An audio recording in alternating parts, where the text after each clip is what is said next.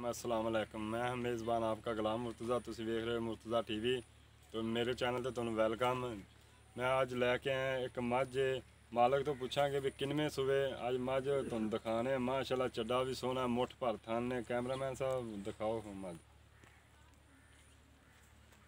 पहला पूरी मझ विखा विच दो मनो पूरी मझ आवे। एक काली आखे जी, एक बिल्ली आखे। सिर थोड़ा जिहा चिट्टा है।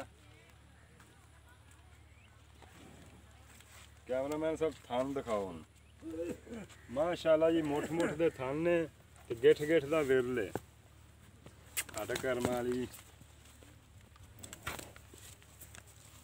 पहली साइड हुण दिखाओ। पूछ भी चिट्टी, अद्धी अद्धी काली।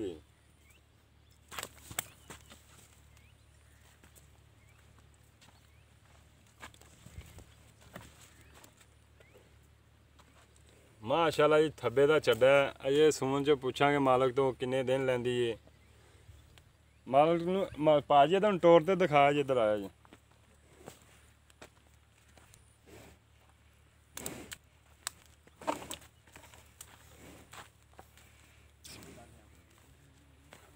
गर्मी बड़ी है जी, गुम जा वजह हला।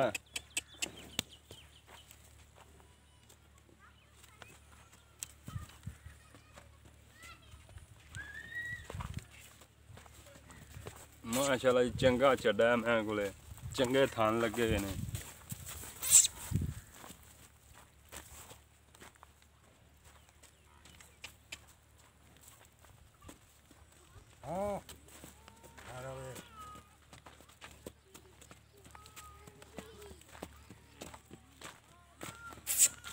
Ya. Roti. Jalan dia pe. Jalan deh, jalan deh.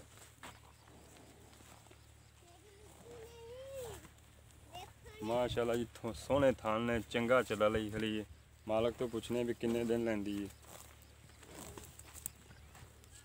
सलाम अलैकुम भाईजान,